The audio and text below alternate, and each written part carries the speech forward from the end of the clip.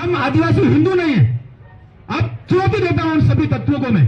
जब हम त्रिवेणी पर खड़े हैं, हिंदू आस्था के अनुसार अस्थि विसर्जन करते हैं, महादेव यहाँ है, हमारे अपने पूर्वज वाल्मीकि ऋषि यहाँ है, श्री हरि यहाँ है, हम हिंदू हैं इसलिए यहाँ है।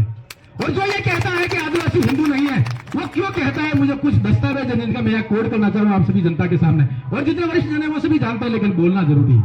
वो इसलिए कि आदिवासी हिंदू ने ऐसा पहला किसने कहा था? वो कहा था एक पादरी जिसका नाम था वेरियर एल्विन। उसका नाम है वेरियर एल्विन नाम का एक पादरी था, उसने कहा था। तो क्या ऐसा बोलने वाले लोग पादरियों की बात कर रहे हैं? ऐसा बोलने वाले लोग चर्च की बात कर रहे हैं? आदिवासी धर्म कोड की बात कर रहे हैं कुछ लोग?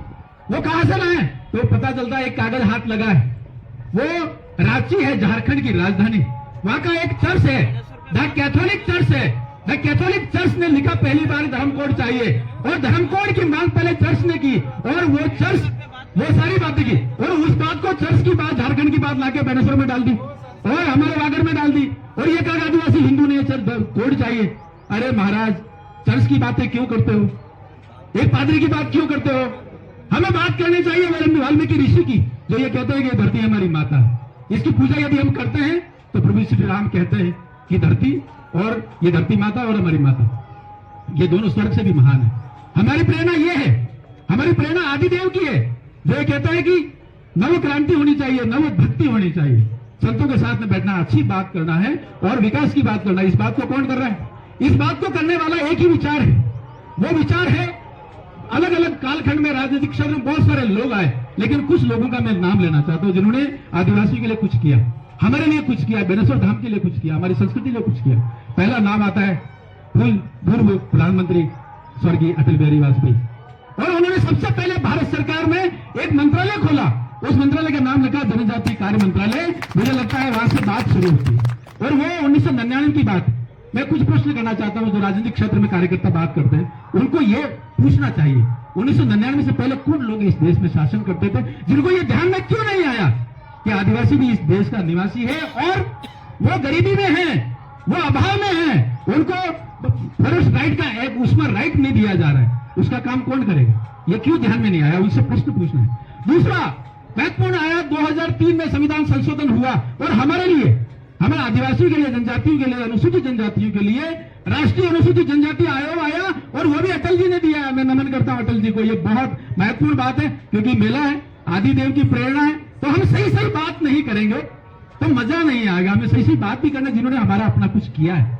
और एक बात और लेना चाहता हूं, मैं भैरव सिंह शेखावत का नाम लेना चाहता हूं। इस क्षेत्र में, जिसको हम अनुसूचित क्षेत्र बोलते हैं, पहली बार यहाँ के निवासियों को, यहाँ के युवाओं को नौकरियों में आरक्षण देने का काम 1995 में भैरव सिंह शेखावत ने किया। मुझे लगता है वो कौन सी राजनीति से आता है, कौन सी राजनीतिक दल से आता है, मुझे नहीं पता, मुझे ज्यादा नहीं पता उनके बारे में, वो कहां कहां काम किया उन्होंने, लेकिन उन्होंने 1995 में दिया। और नंदलाल मीणा का धन्यवाद, उस टाइम वो मंत्री थे जनजातीय कार्य मंत्रालय के राजस्थान में, उन्होंने ये काम किया। और उसके बाद यात्रा चलती गई, उसके बाद यात्रा बहुत सारी है। यहाँ के फर्जी मूल निवासी बनते थे, मूल निवासी प्रमाण पत्र बना के लोग नौकरी छीन के ले जाते थे, उनको रोका 2016 में वसुंधरा जी ने, और उन्होंने कहा कि 1970 में जो यहाँ पे रह रहा था, उनके बच्चे हैं, उन्हीं को मूल निवास मिलेगा, चाहे वो एसटी एससी का हो, ओबीसी का हो, यहाँ का जनरल हो, सभी को, बाहर से आने वाला उसको लाभ नहीं मिलेगा। ये सारे काम जिसने भी किए वो बहुत महत्वपूर्ण है। लेकिन आज बात चल रही है हमारी अस्मिता की, हमारी अपनी पहचान की, जिसको बोलते हैं पांचवी अनुसूची। पांचवी अनुसूची को 1999 में जब लागू किया, जब बहुत बड़ा एक निर्णय हुआ, दिलीप सिंह भुरिया, वहां तक वो भारतीय जनता पार्टी से आते थे, लेकिन उन्होंने लागू किया। उन्होंने कहा कि यहाँ का निवासी का हर, चाहे प्रधान हो, चाहे सरपंच हो, चाहे जिला प्रमुख हो, वो आदिवासियों के लिए सीट आरक्षित होगी। मुझे लगता है ये भी अपने आप में बहुत बड़ी बात हुई, और ये भी बात जो है दिलीप सिंह भुरिया ने किया, जो भारतीय जनता पार्टी से आते थे, और ये बात बहुत तेजी से आगे बढ़ी। आज जहां जिस क्षेत्र में हम लोग काम करते हैं, ये कालखंड है, यहाँ कई जगह कांग्रेस की सरकार है, कई जगह दूसरी सरकारें भी है, और केंद्र में मोदी जी की सरकार है, राजस्थान में भजनलाल जी की सरकार, ये सरकारें सारी काम कर रही है, ये सरकारें काम तेजी से कर रही है, अलग अलग काम खंड के। लेकिन कुछ बात, 3 बातें आपके सामने और रखना चाहता हूं। हमारा अपना गौरव, हमारे आदिवासी की बात कौन करेगा? हमारा अपना प्रतीक कौन है? हमारा अपना प्रतीक है मानगढ़ धाम, हमारा अपना प्रतीक है भगवान बिरसा मुंडा, इनकी बात कौन करेगा?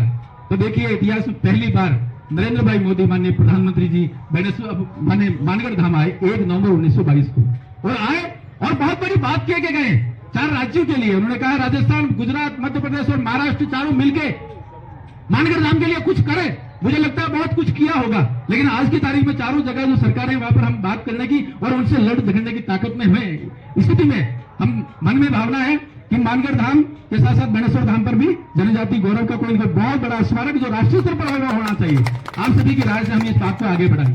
दूसरी बात की भगवान बिरसा मुंडा जिन्होंने पहली बार अंग्रेजों को ललकारा, हमारा दुश्मन कौन? अंग्रेज। सन 1900 में ललकारा। 1895 से उन्होंने बहुत लंबी यात्रा है, उलगुलान किया था उन्होंने। और किस बात के लिए किया था? जल, जंगल, जमीन, जल और जानवर हम सभी के लिए किया था, जिसको हम बोलते हैं प्रकृति, प्रकृति की रक्षा के लिए किया था। वो ललकारा था अंग्रेजों को। उन्होंने सीधा कहा, उनकी 10 शिक्षा उसमें मैं नहीं जाता, लेकिन 2 बातें मुझे अब बार बार याद आती है। उन्होंने कहा है, उन्होंने ये कहा कि दूसरे धर्म से बढ़िया है हमारा अपना धर्म। हमारा अपना धर्म कौन सा? भगवान बिरसा मुंडा किसके लिए करे? वो इस बात के लिए कह रहे थे कि महादेव का जो धर्म है वो हमारा अपना धर्म। मुझे ये लगता है वाल्मीकि ऋषि के जो विचार हैं, जो उनका पंथ है, उनकी प्रक्रिया है, उन्होंने जो सीखा है, उनकी शिक्षा है, वो हमारा अपना धर्म है। भगवान बिरसा मुंडा ये कह रहे। तो आज हमें ये याद रखना कि भारत का धर्म सनातन धर्म, संस्कृति, परंपरा, जिसके बहुत सारे रूप हैं, उन सभी रूपों को लिए भगवान बिरसा मुंडा समर्पित है।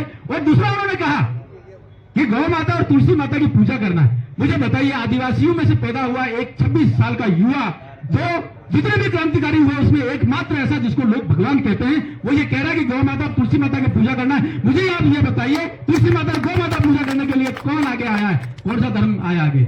वो सनातन धर्म है, हिंदू धर्म।